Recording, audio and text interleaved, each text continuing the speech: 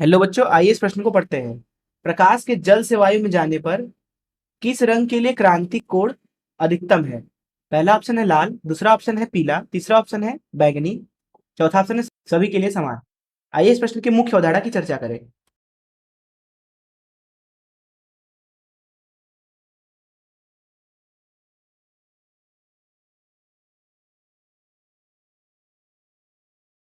पहले हम समझते हैं कि क्रांतिक कोण क्या होता है। मान लीजिए हमारे पास में दो माध्यमों को अलग करने वाली यह एक सतह है। ऊपर पहला माध्यम है जिसका अपोतनांक मान लेते हैं कि म्यू एक है। नीचे दूसरा माध्यम है एक जिसका अपोतनांक हम बोल देते हैं म्यू टू है। अब मान लीजिए कि यहाँ पे जो अपोतनांक म्यू एक है वो ज्यादा है म्यू दो से। तो यहाँ पे जो म्यू वन है माध्यम अर्थात ऊपर वाला माध्यम वो दरअसल सघन है, नीचे वाला विरल है। तो दरअसल होता यह है कि जब प्रकाश सघन माध्यम से विरल माध्यम में जाती है तो वह अभिलंब से दूर हट जाती है। तो यहाँ पे अभिलंब को हरे रंग से बनाया है। तो यहाँ पे प्रकाश कुछ इस तरीके से निकलेगी बाहर, कुछ इस तरीके से। यहाँ पे कोण आई है अगर, तो यहाँ पे ये कोण आर हो जाएगा। और यहाँ विचलन कोण जो होगा ये हो जाएगा, जिसको हम डेल्टा से प्रदर्शित करते हैं।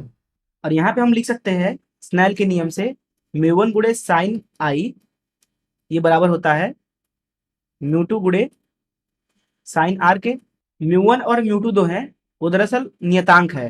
तो यहाँ इस सूत्र से हम देख सकते हैं कि अगर हम आई का मान बढ़ाते हैं तो आर का मान बढ़ता जाएगा।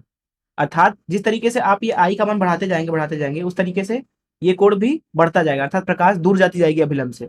एक समय ऐसा आता है कि यह आई कोण इतना होता है कि जो आर है ये दरअसल 90 डिग्री के बराबर हो जाता है। अर्थात एक समय ऐसा आता है जब आई का मान एक विशेष कोण के बराबर हो जाता है जिसे हम थीटा सी से प्रदर्शित करते हैं, जिसे क्रांतिक कोण बोला जाता है।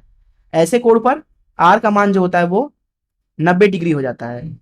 तो यहाँ इस चीज को अगर स्नेल में डाल दें तो म्यू वन गुणे साइन थीटा सी बराबर म्यू टू गुणे साइन 90 का मान एक होता है। तो यहां से हम साइन थीटा सी का मान लिख सकते हैं। साइन थीटा सी बराबर म्यू टू भागे म्यू वन के बराबर। और यहाँ जैसा कि हमने देखा कि म्यू वन जो है वो ज्यादा है म्यू टू से। तो इस सूत्र का इस्तेमाल करके आप क्रांतिक कोण का मान दो माध्यमों के लिए निकाल सकते हैं। थीटा सी आपका क्या है? क्रांतिक कोण। क्रांतिक कोण। एक चीज और हम अच्छे से समझ लेते हैं। बात करते हैं श्वेत प्रकाश की। तो श्वेत प्रकाश के अंदर 7 रंग होते हैं। बैगनी अर्थात वॉयलेट जिसको वी से प्रदर्शित करते हैं। इंडिगो आई जो कि आसमानी आसमानी रंग है। बी ब्लू नीला। जी ग्रीन हरा। वाई येलो पीला। ओ ऑरेंज नारंगी रंग। आर रेड अर्थात लाल रंग। तो यहाँ अगर हम इस श्वेत प्रकाश के अंदर 7 रंगों को इधर से इधर जाते हुए देखें तो इधर से इधर जाने पे जो तरंगदैर्घ्य का मान होता है जिसे लैम्डा से प्रदर्शित करते हैं वो बढ़ता जाता है।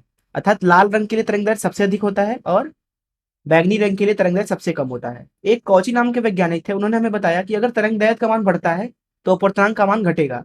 जिसका मतलब यह है कि इधर से इधर जाने पे अपूर्णांक जिसको म्यू से प्रदर्शित कर देते हैं उसका मान घटता जाएगा।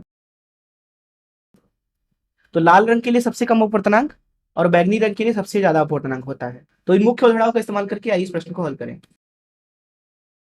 यहाँ इस प्रश्न में बोला रहा है कि जल से वायु में प्रकाश जा रही है। तो यहाँ हम बना लेते हैं, नीचे इधर जल है,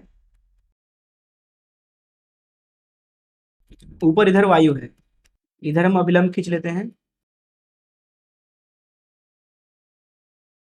यहाँ एक प्रकाश आपतित कराते हैं जो कि जल से वायु में जा रही है कुछ इस तरीके से। हम इनको हटा देते हैं ताकि साफ साफ दिखे।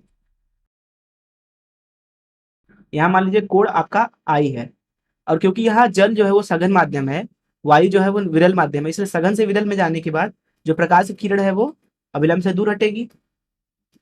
अभिलंब से दूर हटने का मतलब ये कुछ इस तरीके से। यहाँ से यहाँ तक का कोण जो है वो आर है अर्थात अपवर्तन कोण।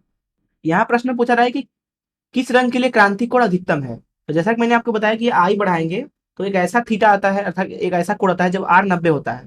तो उस स्थिति को बना लेते हैं। इसको हटा देते हैं यहाँ से, इसको भी।